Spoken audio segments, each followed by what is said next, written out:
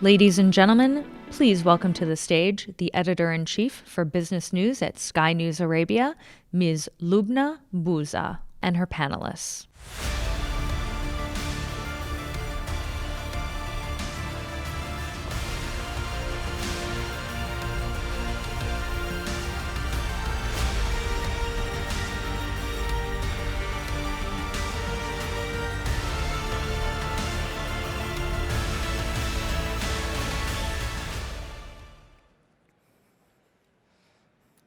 Your Highnesses, Your Excellencies, ladies and gentlemen, hello and thank you for joining us. Our next session is going to focus on the confronting the global challenges. I would like to introduce our distinguished panelists. To my right, Mr. David Malpass, the President of the World Bank, and Mr. Jin Liqun, President and Chair of the Asian Infrastructure Investment Bank. Thank you, gentlemen, for making the time. My first question, and I think is the question on everyone's mind in this room and in the world. The economic growth is slowing down. But the question here, are we heading to a crisis similar to that of 2008, and why? Mr. Malpass. I think there are different challenges this time. In 2008, there had been a concentration in financial assets, securitized financial assets. This time around, there's slow growth. So if we look at the challenges, it's lack of investment, or not enough investment, not enough growth in economies such as in Europe. So that's a different stage for difficulties. It may be a big challenge. It might be a recession or some deeper slowdown, but I think it's a different characteristics than in 2008. That's interesting. Let's hear from you, sir. I fully agree with President Malpass. In 2008 or 2009, because of subprime mortgage meltdown, the financial sector meltdown, and the stock market was in a irrational exuberance. And if you look further on, in 1997, 1998, some of the East Asian countries were suffering from serious balance of payments problems without any policy actions to address this. That caused the major crisis. Now, the economies of many countries are slowing down. But slowing down does not mean there was something extraordinarily risky. But of course, some countries may be suffering from some of the problems because of the slowdown economy. They may have debt problems, but not the global-wide financial crisis. If we are to list the headwinds facing the global economy nowadays, what would be your top three, your first three? There may be more, but I'll list three. So one is trade uncertainty. Mm-hmm. One is Brexit and the effect in Europe with Europe's substantial slowdown. And then a third I'll mention is the frozen capital related to the negative bond yields. So there's a concentration of benefits through the bond market. The central banks are concentrating their stimulus through bond markets, which creates a very narrow focus of that stimulus. So that ends up being part of this slow investment rate that's going on around the world. It's captured in these very low-yielding bonds. I'm going to go through all of them, but let me hear from Mr. Liqun as well. I do not think it's possible to just identify three major causes for these special problems. I think Brexit certainly is a problem, but it's more or less limited to the European countries, right? Trade issues, yes, they are to a certain extent, but I see the efforts of some of the trading partners are trying to work them out. I think protectionism is something we need to keep in mind and try to work them out. So there are a host of probably macroeconomic situations, problems we need to look at. But all this is shifting, all this is changing. Let's start with the trade war. The first phase of the trade deal appears almost ready. Do you think now that the two powers now are heading to a more balanced business relationship, and how will that impact the growth in the world? I don't know what they're heading toward, but if there's a phase one deal, I think it's good for them to work together and to make some progress, and it can help with some of the uncertainty going on. It's quite normal for trading partners to have some disputes, and it happened all of the times. But we should not regard these kind of disputes as trade wars. The problems can be resolved, and you may see I would say, pretty good result in the recent round of negotiation between China and the United States, and I hope this will go on. This is the first step forward, and people are certainly looking forward to see better results moving forward. Mr. Malpass, you just mentioned in your first answer the complexities of the negative interest rate. As a World Bank president, how are you navigating through that? And do you think it's an opportunity? Because you spoke about it as if it is a challenge. But for you, is it an opportunity as well, or only a challenge? Right now, I think it's a challenge. How it affects the developing world is low rates of investment, and it makes it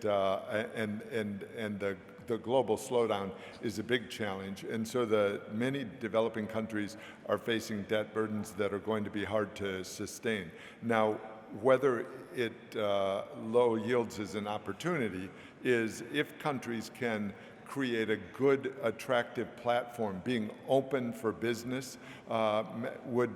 There is capital. There are large amounts of capital in the developed world.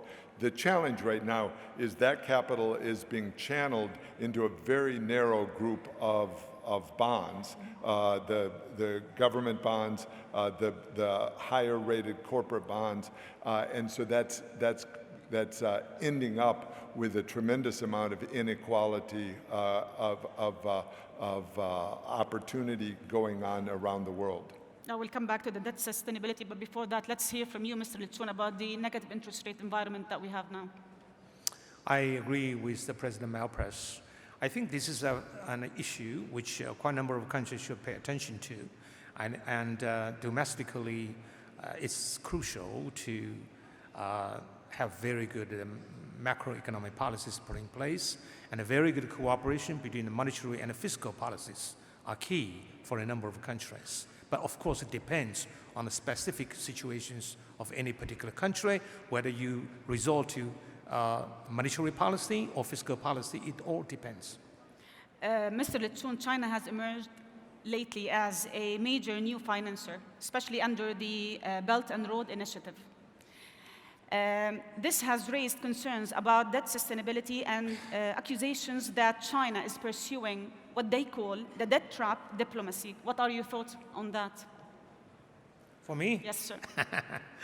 You see, the Belt Road Initiative was proposed by China a couple of years ago, and the purpose is to improve economic cooperation through connectivity. But you see, the debt problems in numerous countries were accumulated over the years. And I don't think it's fair to put it down to the Belt Road Initiative. Indeed, to my knowledge, the purpose of the Belt Road Initiative is to improve the infrastructure investments. Infrastructure bottlenecks will be removed. That will pave the path for long-term development for so many countries. But we should learn from the history. For many countries, I think the issue is not whether you borrow the money from outside, it's how you spend the money you borrowed. Mm-hmm. How you spend the money, you spend it well or not. I think it's very much important. China, starting from 1980, borrowed substantially from outside, never ever had debt problems because China used the money judiciously. That's the key. So no foundation to those critical comments. I don't. You have to look at the data, whether the data problems suffered by some of the countries are due to excessive exposure to China or not. You need to look at the data, and the data will speak for themselves. And I don't think it is fair to say that. Mr. Malpass, while debt problems are considered an issue pertaining to developing countries, but I think the 2008 crisis did reveal that those issues are also there in developed countries. As a World Bank, how do you help your clients achieve their development goals without creating a future debt problems? I think Jin's point about what is invested in is important. So the challenge as debt is taken on is to have projects that make sense, investments that make sense for the people of the country.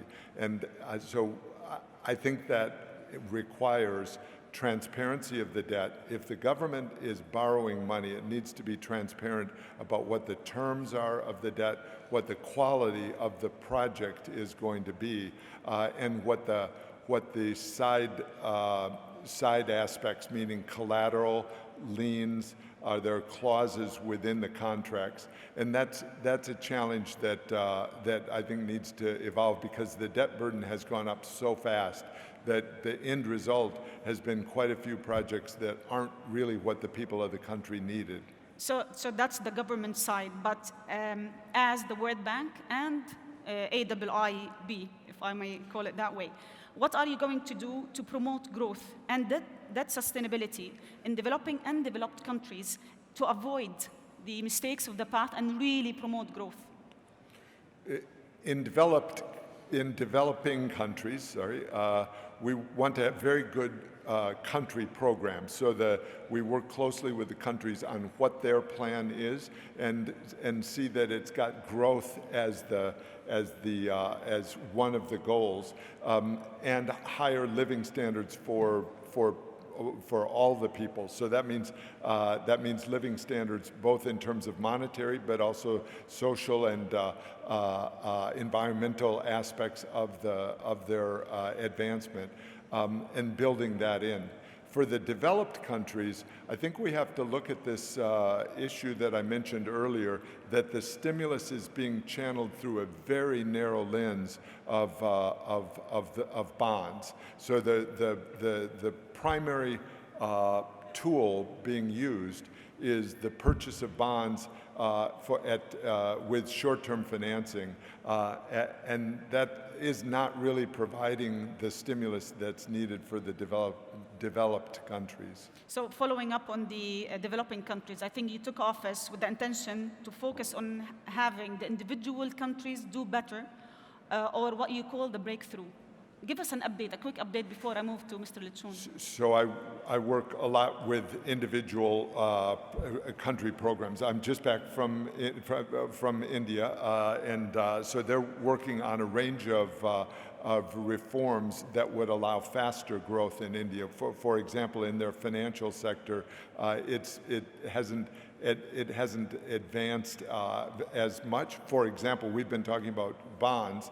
They don't have a very deep capital market, and they could benefit from deepening that capital market, which would bring in a lot more foreign money and also Indian money, and apply it to good projects in India. So that's one example. And around the world, developing countries need specific reforms. In Kenya, we're working with the fertilizer sector, where there can be a better matching of the type of fertilizer, and the farmers have access to different kinds. So there's a whole range of ways that countries can grow faster.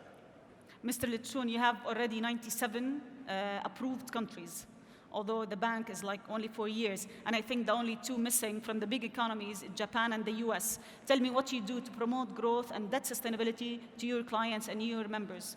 First of all, in spite of the membership, our bank, AIIB, has enjoyed excellent working relationship with American and Japanese institutions, financial or in the future business companies.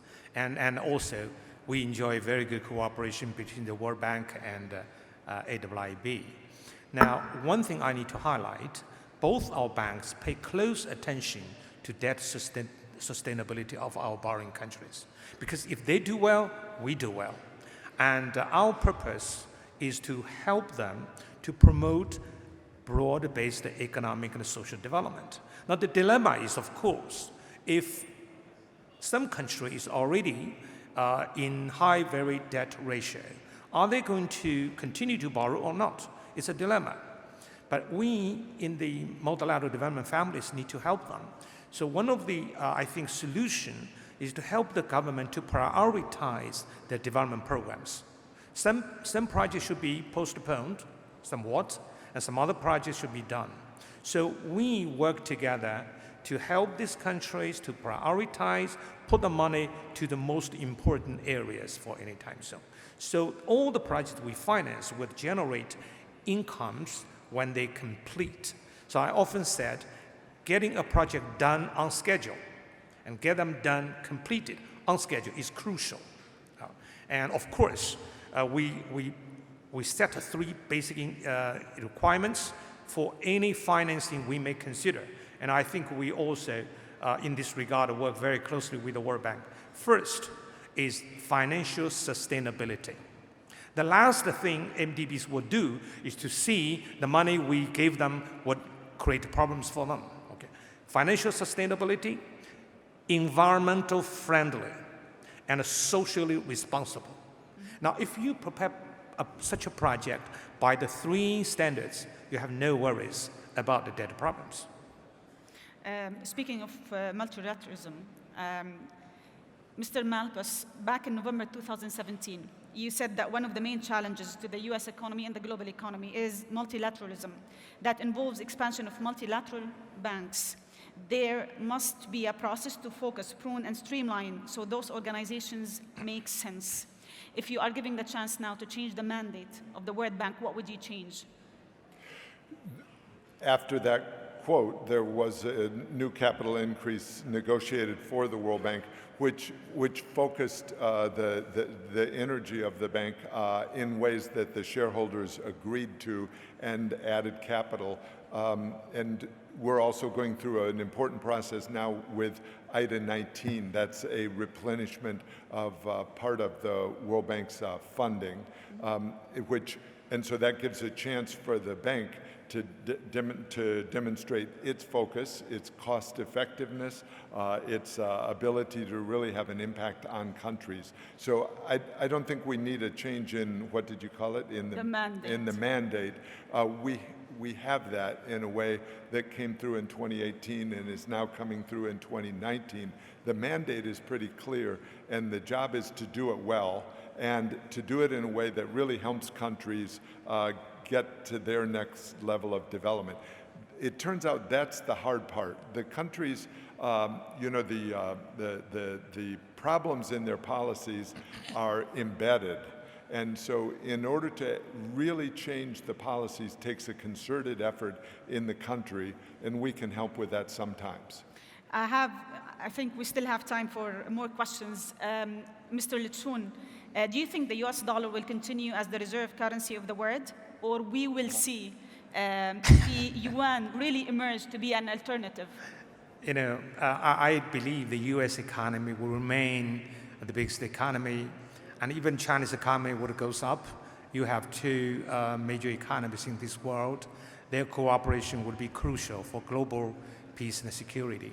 Now, with regard to US economy, US dollar, obviously US dollar will remain the major reserve currency.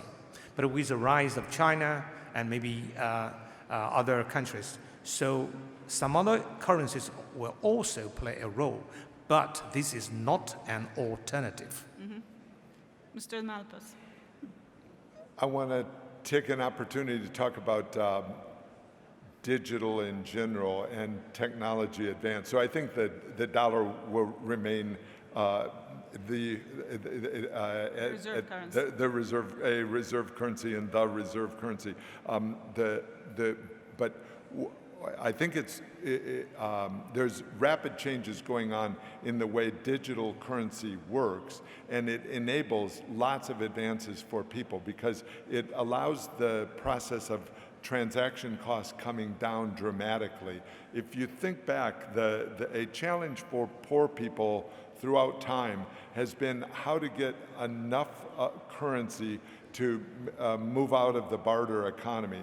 And we're now moving to another stage where they can hold money on a digital card. Women can hold money. That's very important because in the past it could get taken away physically. Yes. And so it gives access to new businesses that didn't have access to, or an ability to have access to money. So I think we should take note of that. And then I also want to mention the opportunity through technology into the education system. We have these two big challenges of growth and education of young people at a time when the internet is coming on stream and able to help teach people and help provide digital money that India now has 1 billion households connected through cell phones to the outside world. That's a gigantic change from the past. But we have to differentiate here between cryptocurrencies and digital currencies, right? What do you think the future of cryptocurrencies, though? I don't have so much comment on that. I think sound money comes in lots of different varieties. And right now, the dollar is sound money. The euro, more or less, is sound money, and the Chinese currency has been sound. And so the challenge more, and of course the others, there are several sound stores of value in the world. So I'm more interested in how do you have systems that lower the transaction cost to the point where poor countries, poor people have full access to money, because that empowers them. And inclusion, of course. And creates inclusion for women, for small businesses, and for new entrants. One of the hardest parts in the past has been if you're setting up a new business, you don't have access to money, to the raw material that you really need. And so by having digital currencies, I think it gives much better inclusion. Mr. Liqun. Well, I think it's very hard to predict what's going to happen in the digital world, because every second, every minute would bring you something new. And I basically agree with David with regard to the roles to be played by the traditional currency and probably the cryptocurrency. But you see, the way we spend the money is very much different. It's very much different, and that I would say would probably go on for quite some time. And I think the fiat money issued by the sovereign governments will remain the major currency for the global economies, and that's more stable in my view. And on that note, we will wrap up. Okay. Thank you very much, Mr. David Malpass, the President of the World Bank, and Mr. Jin Liqun, the President and Chair of Asian Infrastructure Investment Bank. We will have to stay, though, on the stage. Okay. Okay.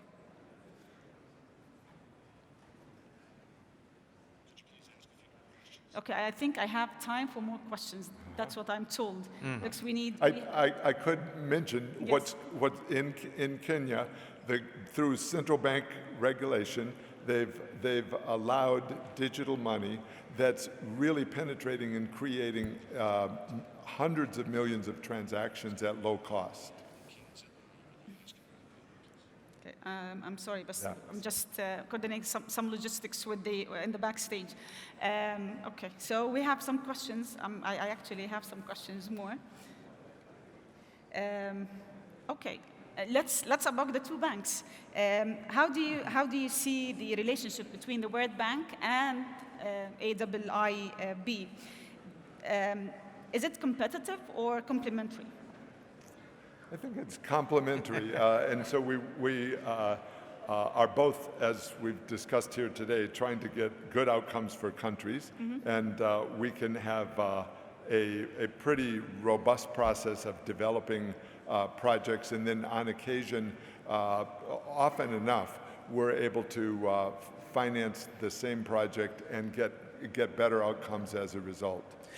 You see, the second day when President Malpass took over, I was in his office, and we had a very, very good exchange of ideas about how we should cooperate moving forward together. And you see, these two banks have enjoyed excellent cooperation ever since the AIIB was up and running. And we are very much grateful to the World Bank for all kinds of support. Now, when it comes to infrastructure investment, as you know, most of those projects are by and large very sizable, and it doesn't make any sense for one institution to pour all the resources in one and same project. Give you one example, the gas pipeline project from Azerbaijan to Turkey was co-financed by the World Bank, ADB, and AIB, and other banks. Now, $8.6 billion US dollars. We work together, and most importantly, we cooperate by maintaining very high standards, as I said, environmental protection, data sustainability, and social support. The World Bank, before the US supported its recent forthcoming capital increase, the World Bank was really hitting the headroom, and we worked with the World Bank to make sure the World Bank would keep its presence in the countries it investing, and we chip in so that World Bank can maintain influence in a number of projects without pulling out. And this is an excellent example. I would say the World Bank is the eldest in the multilateral development family, and I said, President Malpass will be conductor. Give me some seat in the orchestra. We play beautiful music. We mentioned also that China early on used actually the loans of the World Bank for the economic for their economic boost, and I think you've worked with the Chinese in the 90s, and so you've been part of the growth that China witnessed, for a very long time now. Yes, but there's more work to do. We talked about it earlier with regard to the transparency of debt, which is this important aspect of getting good projects that work for the people of countries. So there are different examples of how well that's worked in areas where there needs to be more work as well. And there's also the cooperation needed within the international system with regard to subsidies policy, for example. There's a forum that's been going on for a long time on the overcapacity in steel, which creates its own sets of problems for countries around the world. There's challenges when you come to rescheduling debt of a country that's not making it. There's a body called the Paris Club that reschedules, and not everyone is included in that. China hasn't joined that consortium, and so it ends up being, while people are trying to move in a cooperative way, there's, I think, quite a bit more work to do in order to get good outcomes for countries. I would say we should regard the financing from the World Bank and other multilateral development institutions as the seed money. They play a critical role. We should not regard the money from those institutions as the staple food. For instance, 40 years ago when I was posted to the World Bank, at the time when China started to open up, China's per capita GDP was 280, and 4 decades later, it's now in the middle-income countries. I would say World Bank's financing, total finance to China, is less than $100 billion. Mm-hmm. Now, what is the role of the World Bank's money? It's really critical. It's not simply financial support, technical support, policy advice, and training huge number of professionals in China. So if you now see China has lifted successfully 800 million people out of poverty. Of course, you could not depend on World Bank's money to do that job. That's why I say the World Bank plays a critical role. The borrowers should have the ownership of this money, put them to the best of the use. That is, I think, a very good success story. Now, from 280 per capita dollar in 1980 to be a donor to either. Now, if many countries could achieve such a kind of success as China, Yes. I think the whole world will really enjoy a very, very good prosperity. Can I add on? I think we need to wrap it up. That's all the time we have. I was going to make a pitch for the being open for business and allowing all that capital to come in that doesn't need the development assistance to do it. Having a good rule of law is critical and opens new avenues. Okay, thank you very much, our distinguished panelists, Mr. David Malpass, the President of the World Bank, and Mr. Jin Liqun, the President and Chair of AIIB.